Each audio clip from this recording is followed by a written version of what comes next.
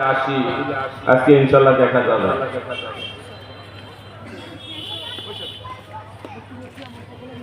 আলহামদুলিল্লাহ আলহামদুলিল্লাহ ওয়া কাফা ওয়া সালামুন আলা وسلام على عباده الذين اصطفى أما بعد فقد قال الله تبارك وتعالى في الكلام المجيد والفرقان الحميد. أعوذ بالله من الشيطان الرجيم. بسم الله الرحمن الرحيم. إذا جاء نصر الله والفتح ورأيت الناس يدخلون في دين الله أفواجا فسبح بحمد ربك واستغفر إنه كان توابا. صدق الله العظيم. وقال رسول الله صلى الله عليه وسلم لم يشكر الله من لا يشكر الناس أو كما قال عليه الصلاة والسلام. সকলে মহব্বতের সাথে দুরূদ ইব্রাহিম পড়ি। اللهم صل على محمد وعلى آل محمد كما صليت على إبراهيم وعلى آل إبراهيم إنك حميد مجيد. اللهم بارك على محمد وعلى آل محمد كما باركت على إبراهيم وعلى آل إبراهيم إنك حميد مجيد. نهاية قابل احترام মুআজ্জাজ মুহতারাম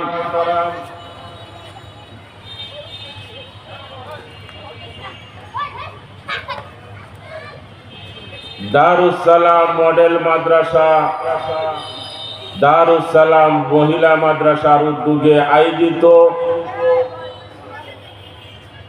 মহতি জলসার সম্মানিত সভাপতি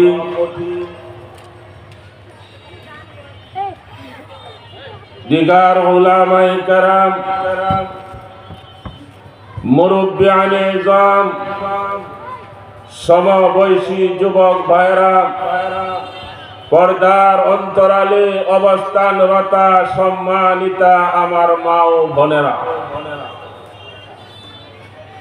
মুসলিম সমাজ আজ চরম অবনতির সম্মুখীন, ঠিক কিনা?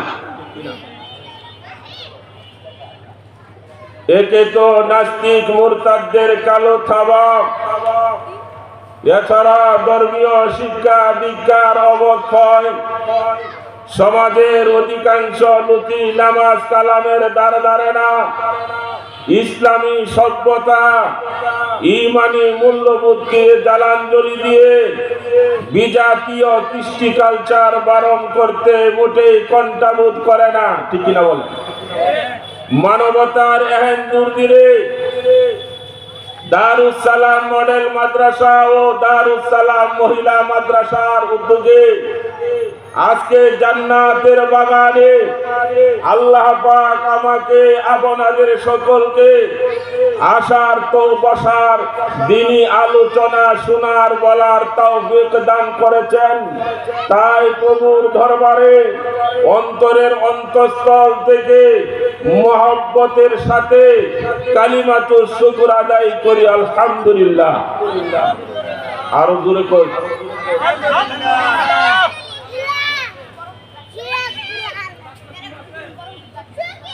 বিশাল একটা বাজার মার্কেটের পাশে আজকে কোরআন হাদিসের আলোচনা হচ্ছে, সবার কানে কিন্তু আওয়াজ যাইতেছে, ঠিক কিনা বলেন?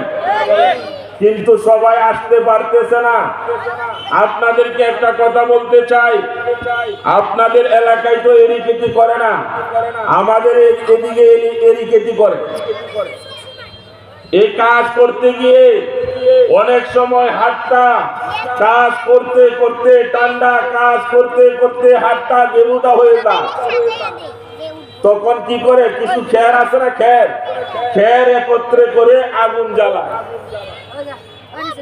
কিছু খের একত্রে করে আগুন জ্বালায়। বলেন তো, আগুনটা কিন্তু দূর থেকে দেখা যায়, যারা আগুনের কাছে থাকে তারা কি তাপ পায় না? যারা দূর থেকে দেখে তারা তাপ পায়, তারা তাপ পায়। আজকে যারা এই মাহফিলের সীমানার ভিতরে, বাউন্ডারির ভিতরে, এই জান্নাতের বাগানে যারা আসবে, নবীজি বলেছেন, ও আমার উম্মত, এমন যদি জান্নাতের বাগানে যারা বলবে, কোরআন হাদিসের কথা শুনবে, দিনের আলোচনাগুলো শুনবে, আমল করুক বা না করুক, শোনার দ্বারা তার লাভ কি হবে? আল্লাহ পাক তার পিছনের সমস্ত গুনাহ মাফ করে দিবে। আরো আসতে কম জোরে, কিন্তু সবাই আসতে পারবে না। বেজাইল্লা তো আছে একজন, বেজাইল্লাটার নাম কি? জোরে বলেন কে? শয়তান কি চাইবে যে যাইলেই তো মাফ হয়ে যাইব, গুনাহ মাফ হয়ে যাক, এটা কি শয়তানে চায়? আল্লাহর নবী বলেছেন, আমার উম্মত যেখানে কোরআন হাদিসের কথা হয়, দ্বীনের আলোচনা হয়, এমন মজলিসে যারা যাবে, যারা কোরআন হাদিসের কথা শুনবে, মাহফিলের শেষে আল্লাহ পাক বলবেন, ও আমার ফেরেশতারা, কোথায় থেকে এসেছো? অমুক দারুস সালাম মডেল মাদ্রাসা ও মহিলা মাদ্রাসার উদ্যোগে ওয়াজ এবং দোয়ার মাহফিল হয়েছিল, ওই জায়গায় আমরা গিয়েছিলাম, আমরা বসেছিলাম, কোরআন আমরা দেখেছি কিছু তোমার বান্দা কোরআন হাদিসের কথা শুনতেছে, দ্বীনের কথা শুনতেছে, নিজের জীবনটাকে সুন্দর করার জন্য উপরে সাবিয়ানা নাই, এরপরেও তারা বসে আছে। আল্লাহ পাক বলবেন, ও আমার ফেরেশতারা, সাক্ষী থাকো, আমি এদের জীবনের সমস্ত গুনাহ মাফ করে দিলাম। গুনাহ মাফ হয়ে যাক, শয়তানের চায় না, ঠিক কিনা বলেন? কিছু লোক আসে, ওয়াজ শোনার জন্য আসে, কিন্তু মজলিসের তো একটা আদব আছে, বাহির থেকে শুনে না, ভিতরে আসেন, আদবের সাথে বসেন, কোরআন হাদিসের কথা শুনেন, আল্লাহ পাক আপনাকে মাফ করে দিবেন। আমার কথা না, বিশ্বনবী মুহাম্মদুর রাসূলুল্লাহ সাল্লাল্লাহু আলাইহি ওয়াসাল্লাম বলেছেন, নবীজির কথা, নবীকে পরীক্ষা করার জন্য, নবীকে পরীক্ষা করার জন্য এক ইহুদি মহিলা 2 মাসের শিশু সন্তান নিয়ে নবীজির দরবারে হাজির হলেন। হাজির হয়েছে কিসের জন্য বলেন তো? নবীজিরে পরীক্ষা করব, সত্য নবী কিনা পরীক্ষা করার জন্য 2 মাসের কুলের শিশু নিয়ে গেছে। 2 মাসের কুলের শিশু নিয়ে যখন নবীজির দরবারে গেলেন, নবীজির দরবারে 2 মাসের শিশু যাওয়ার পরে বলে, আসসালামু আলাইকা ইয়া রাসূলুল্লাহ। আল্লাহু আকবার। কি কয়? আসসালামু আলাইকা ইয়া রাসূলুল্লাহ। 2 মাসের শিশু। আপনাদের এলাকায় কি 2 মাসের শিশু কথা বলে? 2 মাসের শিশু বলে, ইয়া রাসূলুল্লাহ, ইয়া হাবিবাল্লাহ, আমার মা এসেছে। নবী গো, আমার মা এসেছে আপনাকে পরীক্ষা করার জন্য। নবী, পরীক্ষা করার জন্য আমার মা এসেছে। ভিতরের কথা পাশ করে দিয়েছে 2 মাসের শিশু। সুবহানাল্লাহ। 2 মাসের শিশু কেমন সত্য নবী? 2 মাসের শিশু বলে, ইয়া রাসূলুল্লাহ, আমার মায়ের মতলব ভালো না, আমার মায়ের উদ্দেশ্য ভালো না, আমার মা আসছে আপনাকে পরীক্ষা করার জন্য। যখন মা খুশি না বেজার বলেন তো? মা রাগান্বিত হয়ে বলে, গুপ্তে কোদক সাল্লামাল্লাহু আলাইকা, গুপ্তে কোদক সাল্লামাল্লাহু আলাইকা, ইয়া রাসূলুল্লাহ কাদ জিনা ইলাইক। ইয়া রাসূলুল্লাহ, ইয়া হাবিবাল্লাহ, আমার মায়ের মতলব ভালো না, আমার মা এসেছে আপনাকে পরীক্ষা করার জন্য। মা রাগান্বিত হয়ে বলে, বিয়াদব, আমার কুলে কাইটা কথা বলো?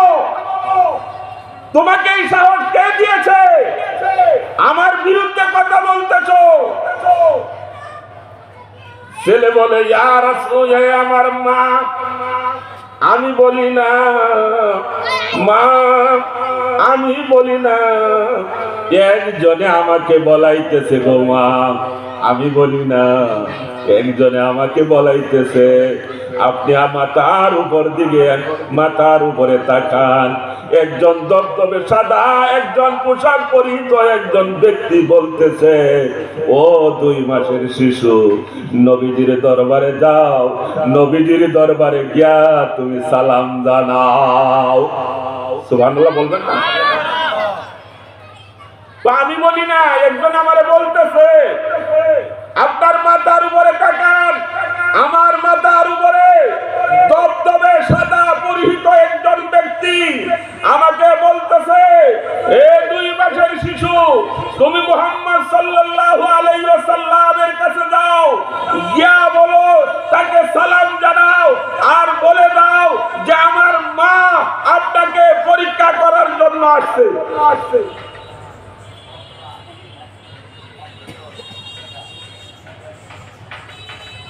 নবীজি বললেন, ও 2 মাসের শিশু, তুমি ইসলাম ধর্ম কবুল করো?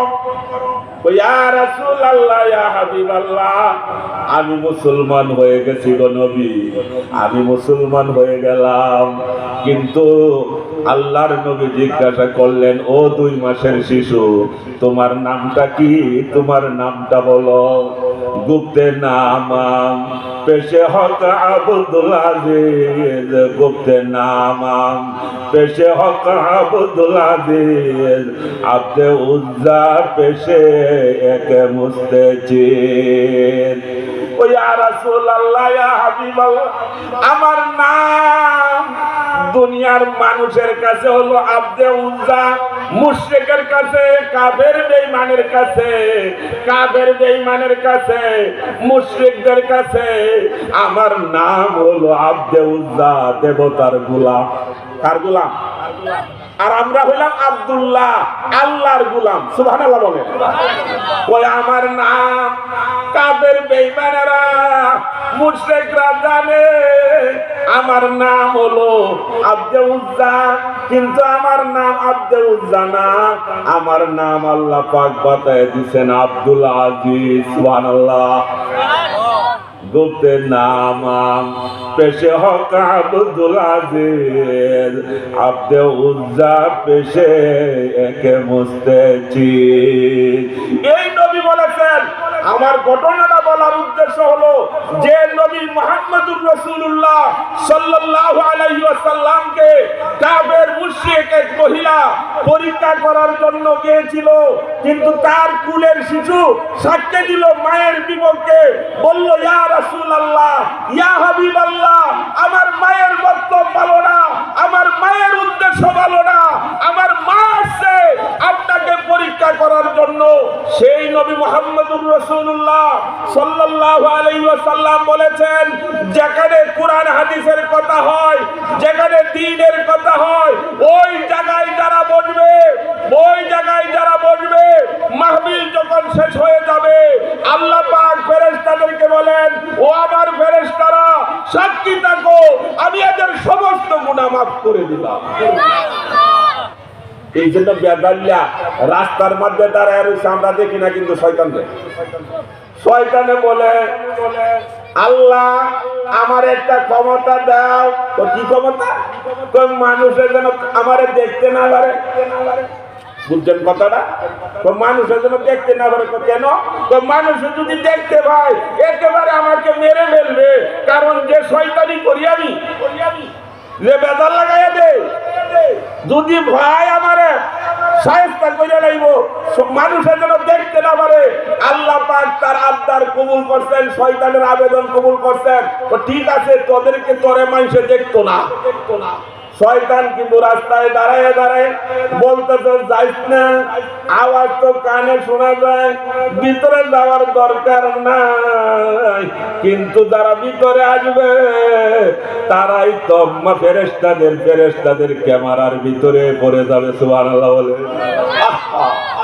আল্লাহ আমাদেরকে জানছে। এখন আপনারা খুশি না দাদা? জোরে বলেন, খুশি না দাদা? খুশি বললে একটু জোরে বলেন আলহামদুলিল্লাহ, আরো জোরে বলেন আলহামদুলিল্লাহ। আল্লাহ আজকে আমাদের বসাটা কবুল করে নেন, সকলে বলেন আমিন। এই বসাটা যদি কবুল হয়ে যায়, কাল কিয়ামতে আপনি আমার জন্য নাজাতের উসিলা হবে, ঠিক কিনা বলেন? প্যারে হাজিরিন, সামনে আসতেছে 16 ডিসেম্বর। এটা ডিসেম্বর মাস, ঠিক কিনা বলেন? কি মাস? ডিসেম্বর মাস। 16 ডিসেম্বর কি দিবস? মহান বিজয় দিবস। মহান বিজয় আসলে করতে হবে কি? আল্লাহ পাক এই বিজয় সম্পর্কে 2টা সূরায় আলোচনা করেছেন। কয়টা সূরা? একটা হলো সূরা নাসর, যেটা আমরা নামাজে তেলাওয়াত করি। অনেক সময় নামাজ আমরা পড়ি না, সূরা নাসর, যেটা আপনাদের সামনে আমি তেলাওয়াত করেছি। এই সূরায় আলোচনা হয়েছে বিজয় আসলে, তোমার জীবনে সফলতা আসলে, তোমার জীবনে বিজয় আসলে তোমার করণীয় কি, এই সূরায় আল্লাহ পাক আলোচনা করে জানাইছেন। সুবহানাল্লাহ বলেন।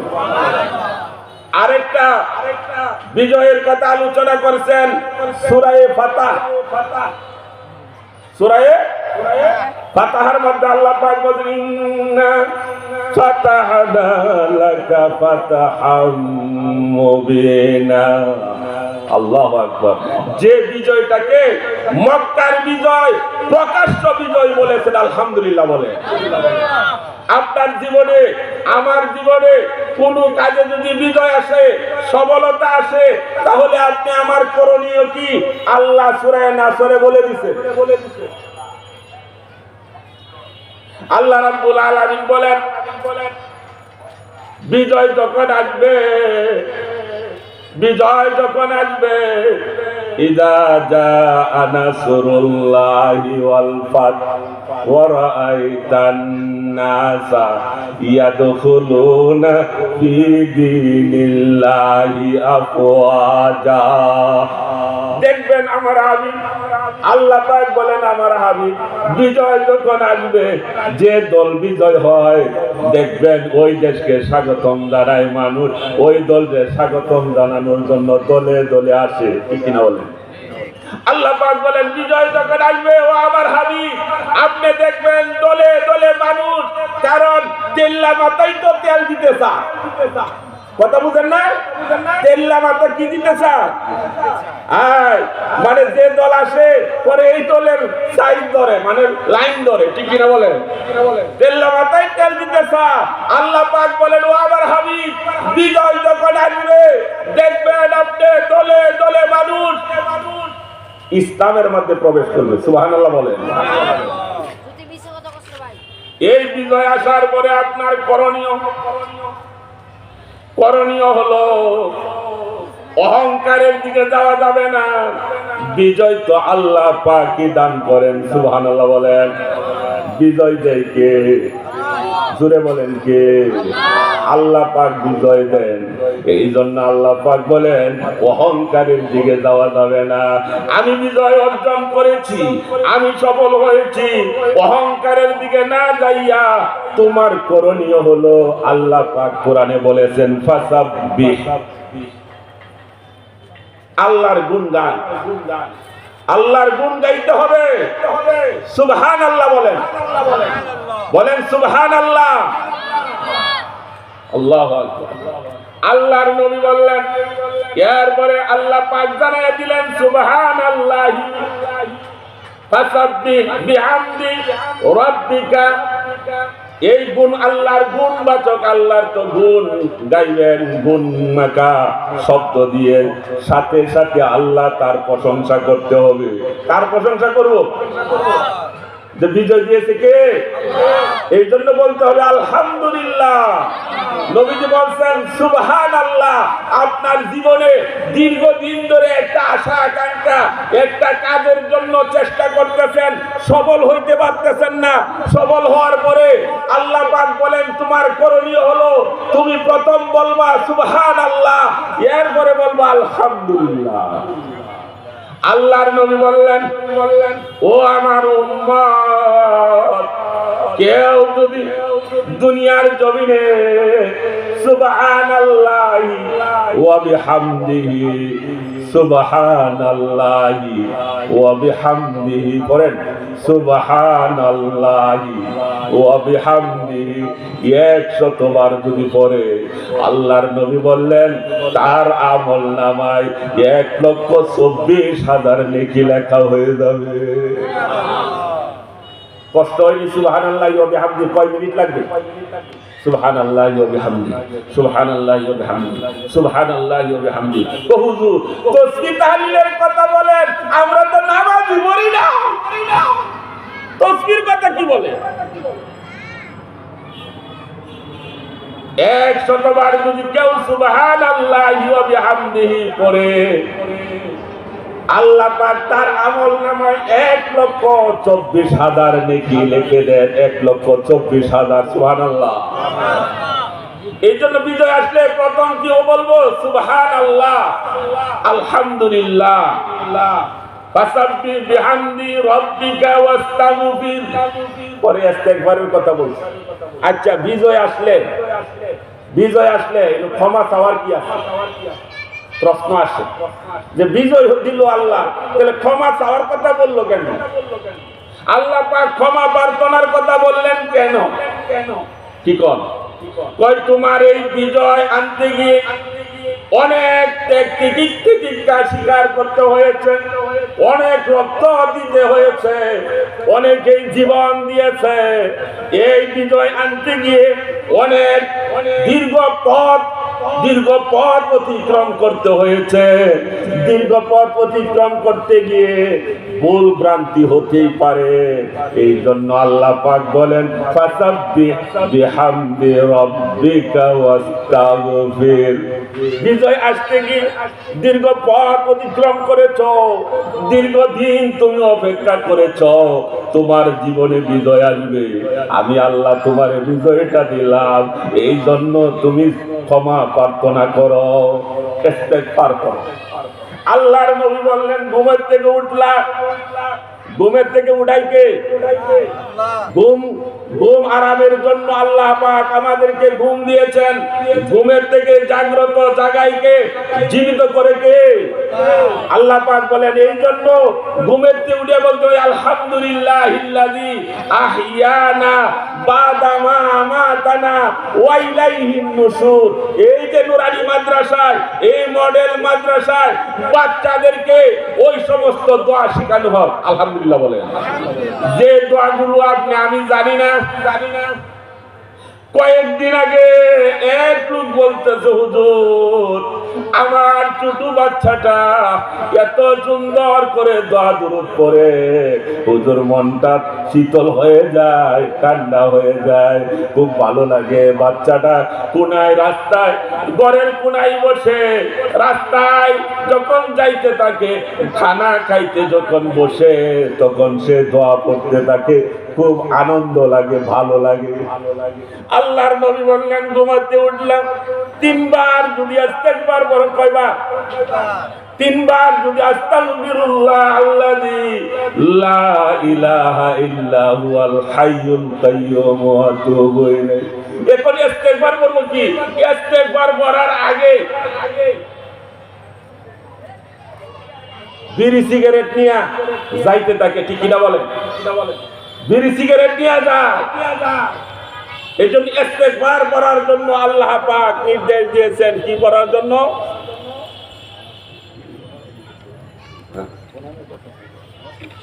ইস্তেগফার করার জন্য আল্লাহ পাক বলেছেন। ইস্তেগফার এমন একটা আমল, ইস্তেগফার কেমন একটা আমল। হযরত হাসান বসরি রাহমাতুল্লাহি আলাইহি, যিনি 120 জন সাহাবী দেখছেন, সুবহানাল্লাহ বলেন। কতজন? হাসান বসরি রাহমাতুল্লাহি আলাইহির কাছে এক বেটা অভিযোগ নিয়ে গেছে, হাসান বসরি আমার খালি শুধু এত কামাই রোজগার করি, কামাই রোজগার করে টাকা থাকে না, শুধু খালি ব্যয় হয়ে যায়, আর ঋণগ্রস্ত হয়ে গেছি। আমার মালে বরকত নাই, আমার ইনকামে বরকত নাই। হাসান বসরি রাহমাতুল্লাহ আলাইহি ওষুধ বলে দিলেন, তাবিজ দিয়া দিলেন। কি তাবিজটা বলবো নি? তো ইস্তেগফার করেন। তাবিজ কি? ইস্তেগফার। আর এক ব্যক্তি আসলে কয় হাসান বসরি আমার সন্তান হয় না, সন্তান হয় না, আমার সন্তান হয় না, এখন আমাকে একটা তাবিজ দেন, অত ওষুধ বাতায়া দেন, কি করলে আমার সন্তান হবে? বললেন তুমি ইস্তেগফার করো। কি বলো? আরেক ব্যক্তি আসিয়া বলে ফসলের মধ্যে বরকত নাই, বৃষ্টি হয় না, বৃষ্টি হয় না, ফসলগুলি ঘুরে যাইতেছে, এখন কি করার দরকার? কয় ইস্তেগফার করে। সন্তান হয় না, কেউ যায় বাবার দরবারে, সন্তানের জন্য যায়, সন্তান চাই বাবার দরবারে। বলেন তো বাবার দরবারে গেলে সন্তান পাওয়া যাবে?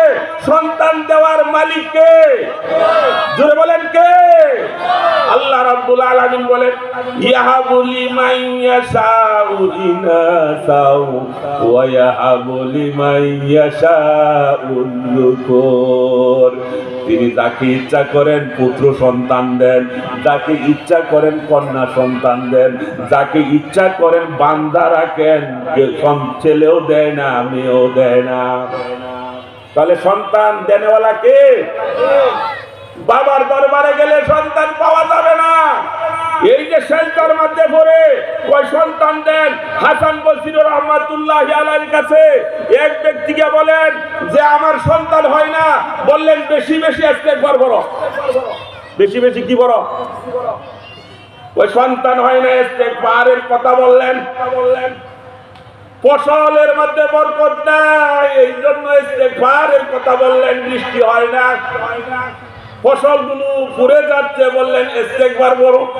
হাসান বসরি রাহমাতুল্লাহ আলাইহির কাছে এক ব্যক্তি বসা, বলতেছে, হাসান বসরি তুমি তো বড় কবিরাজ হয়ে গেছো, বড় কবিরাজ হয়ে গেছো।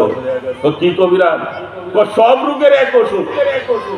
সব রোগে ওষুধটা কি? জোরে বলেন, করবো তো ইনশাআল্লাহ। সব রোগের এক ওষুধ দেখতেছেন, ইস্তেগফারের কথা বলতেছেন। হযরত হাসান বসরি রাহমাতুল্লাহ আলাইহি তিনি বলেন, আমি বলি না, আল্লাহ পাক কোরআনে কারিমে ঘোষণা করে দিয়েছেন, ফাকুনতুস্তাগফিরু রাব্বাকুম ইন্নাহু কানা গফফারা। আল্লাহু আকবার। আল্লাহ পাক বলেন ইস্তেগফার করো, ফাকুনতুস্তাগফিরু রাব্বাকুম, তোমাদের পালনকর্তার কাছে ইস্তেগফার করো, ক্ষমা প্রার্থনা চাও। আল্লাহর কাছে ক্ষমা প্রার্থনা করার জন্য আমার আল্লাহ বলেছেন, ফাকুনতুস্তাগফিরু রাব্বাকুম ইন্নাহু কানা গফফারা ইরসিলিস সামাআ আলাইকুম মিদরারা। ওই ইস্তেগফার বললে আল্লাহ আর কি দিবে? মুষলধারে আল্লাহ পাক রহমতের বৃষ্টি দিয়া জমিনগুলো সাইরাত করে দিবেন। সুবহানাল্লাহ বলেন। এটা কে বলছেন? আল্লাহ বলেন। কে বলছেন? ফাকুনতুস্তাগফিরু রাব্বাকুম ইন্নাহু কানা গফফারা ইরসিলিস সামাআ আলাইকুম মিদরারা ওয়া ইউমদিদকুম বিআমওয়াল, তিনি তোমাদেরকে মাল দিয়ে সাহায্য করবেন। ইস্তেগফার বললে ঠিক কিনা বলেন? মাল দিয়ে কি করবেন? এটা কে বলছেন? ওয়া বানিন, সন্তান দিয়ে সাহায্য করবেন। এই জন্য আমি ইস্তেগফারের কথা বলছি। ইস্তেগফার এমন একটা আমল, তোমার সন্তান হয় না, তুমি সন্তানের মুখ দেখো না, তুমি বেশি বেশি করে ইস্তেগফার করো। আল্লাহ পাক বলেছেন ইস্তেগফারের মাধ্যমে মুষলধারে বৃষ্টি হবে, ইস্তেগফারের মাধ্যমে মালে বরকত হবে, ইস্তেগফারের মাধ্যমে বাগ বাগিচার মধ্যে বরকত হবে, ইস্তেগফারের মাধ্যমে আল্লাহ পাক তোমাকে সন্তান দান করবে। সুবহানাল্লাহ বলেন। ওয়ায়াজআল লাকুম জান্নাতিন ওয়ায়াজআল লাকুম আনহারা। আল্লাহু আকবার। তাহলে বাগ বাগিচা ফসল দেওয়ার মালিক কে? আল্লাহ পাক বলেন, আনতুম তাজরাউনাহু আম নাহনু যারিউন, সেটি কি তোমরা করো না আমি আল্লাহ করি? আল্লাহু আকবার বলেন। আমার বন্ধুগণ, আমিরুল ইসলাম ফারুকী সাহেব মাদ্রাসাটা করছেন, আপনারা সব দিকেই দেখাশোনা করেন তো ইনশাআল্লাহ? নজর রাখেন তো? আর আরেকটা কথা কই তাই, মাদ্রাসা যখন করছে মহব্বত করে হুজুরে বুলাই দিতাম নাকি? এটা কোন মহব্বত হইল? হুজুর হুজুরের কোন মহব্বত হইল? কারণ উনি স্পষ্টভাষী, যা বলে স্পষ্ট কথা বলে। আল্লাহু আকবার। অনেক জায়গায় উনার সাথে আলোচনা করেছি, স্পষ্টভাষী। কে কি বলবে, কে কি কার মর্যাদার হবে, খুশি হবে, এদিকে কোনো পরোয়া করে না। স্পষ্ট ভাষায় কথা বলে। আপনার কোরআন হাদিসের কথা বলবো, আবার ভয় কিসে? আল্লাহু আকবার বলেন। ইস্তেগফার করার জন্য আরেকটা নির্দেশ দেওয়ার আরেকটা কারণ উল্লেখ করেছেন।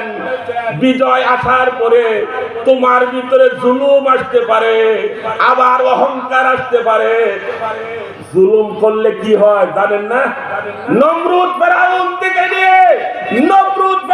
থেকে নিয়ে আজ পর্যন্ত আপনি যদি খেয়াল করেন, পৃথিবীতে যারাই জুলুম করেছে, জুলুম করে তারা টিকতে পারে নাই, তাদেরকে আল্লাহ পাক সাময়িকের জন্য ছাড় দিয়েছেন, কিন্তু বেইজ্জতি দুনিয়ার জমিনে করেছেন। ঠিক কিনা বলে?